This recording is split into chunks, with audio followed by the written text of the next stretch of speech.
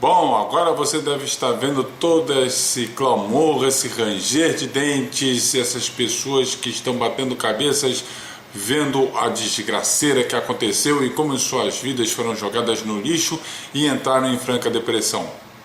Não estou falando da eleição dos Estados Unidos, eu estou falando do Enem mesmo.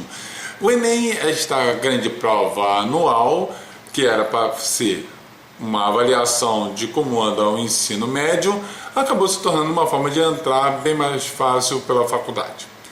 E nisso tudo leva a grandes questões, as pessoas reclamando no Enem. E eu nem vou falar do show de atrasados, aquela ópera bufa com pessoas se estrebuchando, fora os engraçadalhos que fingem que estão atrasados para aparecer nos YouTubes da vida ou nas mídias sociais. Uma coisa que me chamou a atenção do Enem foi uma questão de química, que disseram que estava a prova mais difícil. A prova de química foi reconhecida pelos alunos como a mais difícil. E uma das questões eu gostaria de comentar. Antes de mais nada, eu só devo salientar que eu não vou ficar fazendo vídeos sobre tutoriais, sobre vestibular, o Enem, comentando questões dessa ou daquela disciplina. Não, o meu foco não vai ser esse. O meu foco vai ser uma única questão, que ela é bem elucidativa pelo que eu vou querer demonstrar. E ela fala sobre o que acontece quando o gelo derrete. É uma questão que eu vou ler aqui para vocês. Primeiro, em relação àquilo que chamamos água, quando congela parece-nos estar a olhar para algo que se tornou pedra ou terra, mas quando derrete e se dispersa, esta torna-se bafo e ar.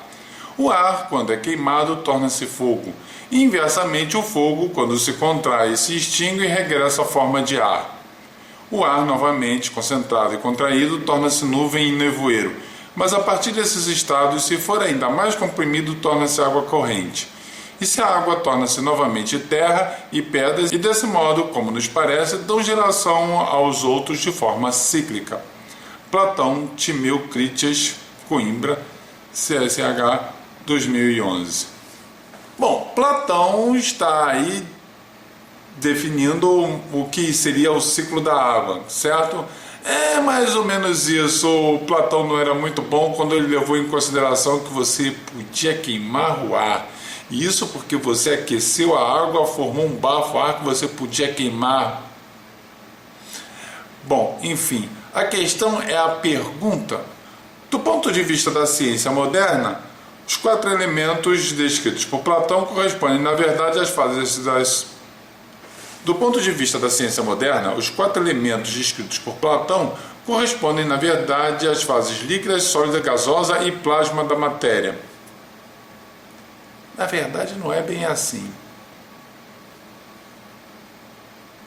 As transições entre elas são hoje entendidas como consequências macroscópicas de transformações sofridas pela matéria em escala microscópica.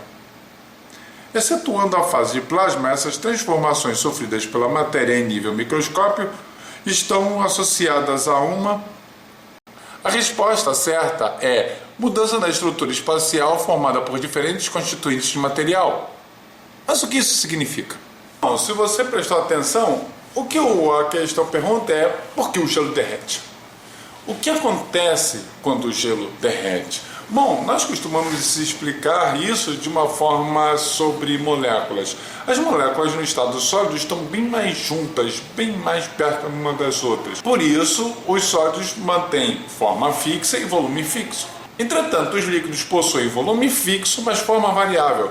A água pega o formato do frasco que a contém. Se você pegar um frasco cônico, retangular, quadrado, esférico, a água vai ocupar ele todo mediante o seu volume.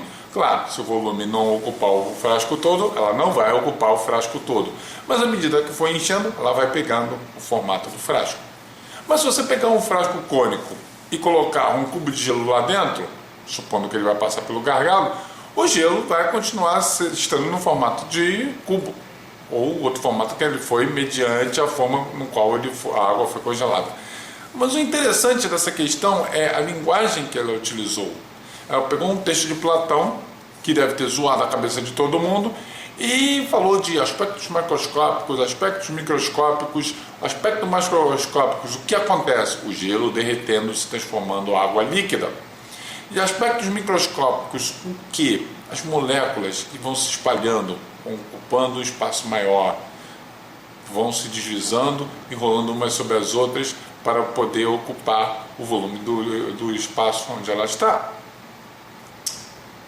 E as pessoas tiveram dificuldade de entender isso, porque o Enem normalmente ele não avalia aquelas baboseiras que ficam lá com o seu professor retardado, imbecil, metido a engraçadário de cursinho, com uma bosta de um violão, cantando blá, blá, blá, blá, cantando musiquinha mnemônica para você decorar. O Enem ele trabalha basicamente com linguagem. Por isso que eu vejo aí pessoal fazendo 6, 7 vezes o Enem e nunca passa.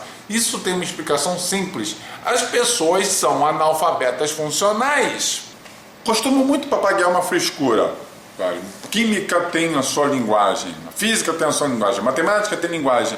Ótimo, eu também concordo. O único problema é que ninguém explica que linguagem é essa. E como toda linguagem tem regras. Eu já falei isso antes em outros vídeos. E as pessoas simplesmente não conseguem compreender. Basicamente, as pessoas se ferram porque não sabem português. Aí o André vira para os alunos e diz para eles lerem dicionários. E eles riem da cara do André. Vocês têm baixo vocabulário, não sabem como é que conjuga os verbos. E eu nem vou falar da regra dos porquês. Ninguém decora a regra dos porquês. Ninguém sabe a regra dos porquês. Acho que nem o professor sabe totalmente a regra dos porquês. Isso, vamos deixar isso de lado. A questão é, você tem que ter um mínimo de vocabulário para poder entender do que você quer falar, do que você está lendo, como você vai se comunicar. E as pessoas estão cada vez mais burras, ignorantes, estúpidas e letradas. Isso por quê? Porque elas não leem. Ler é um exercício mental, cognitivo e deve ser um deleite. Mas quando você leva em consideração que as pessoas não conseguem ler uma postagem no Twitter com 140 caracteres e pegam no WhatsApp e preferem falar mensagem e gravar mensagens de áudio porque escrever dói, cansa, faz a cabeça doer, dá calo no dedo, ficam espirrando, tendo alergia e coceira, nós vemos onde está o problema. Então nós vamos dizer que a prova de química estava difícil? Não, não estava. Estava exigindo um conhecimento mínimo que se espera de alguém que fez o ensino médio. Isso se não tivesse ficado pendurado no celular e eu falando gracinhas durante a aula do professor. Se tivesse prestado o mínimo de atenção na aula, teria passado, tirado uma boa nota. E isso sem falar que tirou a nota máxima. Pelo menos uma nota decente. E não esses lixos que povoam aí. Isso porque, como uma vez eu falei numa reunião pedagógica, o problema básico dos alunos é português e matemática. E eu não tenho condição de dar aula de química para alguém que não sabe português, porque ele não faz a menor ideia do que eu estou falando, e não sabe matemática. Porque quando eu escrevo densidade é igual a massa dividido pelo volume, e os alunos me perguntam, André, o que é aquele traço ali entre o M e o V? Nós temos muitos problemas. Quando levamos em conta que as pessoas não fazem ideia que quanto menor o denominador, maior o resultado da fração, ou quando maior o denominador, menor o resultado da fração, nós vemos que as pessoas têm graves problemas de matemática em nível de educação fundamental. As pessoas não sabem fazer contas, as pessoas não sabem ler uma frase simples, ou seja, estamos num sistema de burrice extrema.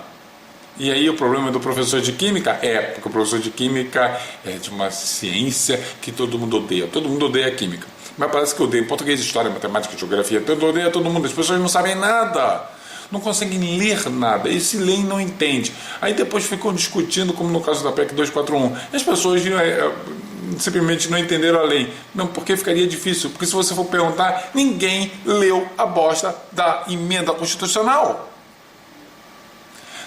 Você pode até ter o direito de ser contra ela, eu nem vou entrar nessa questão, mas se você parar para perguntar se você leu e entendeu, as pessoas normalmente não leram, apenas leram que os seus partidos, seja pró ou contra, falaram.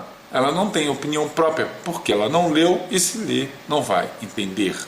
Dessa forma, nós podemos entender por que os nossos índices educacionais são tão ruins. Porque o sistema de leitura e escrita é péssimo. Os conhecimentos de matemática são nulos. Isso pelos próprios sistemas de avaliações. Então, querer que uma pessoa que seja praticamente analfabeta funcional, como nas universidades, boa parte dos alunos são analfabetos funcionais, querer que eles saibam química ou física ou biologia, desculpe, é querer demais. Então, qual é o ponto? Porque quando chega na educação infantil, ele estuda direitinho. Quando chega até no Fundamental 1, do primeiro ao quinto ano, ele vai estudando e vai aprendendo. O que acontece depois? Essa frescura que, o que eu aprendi hoje não preciso aprender amanhã.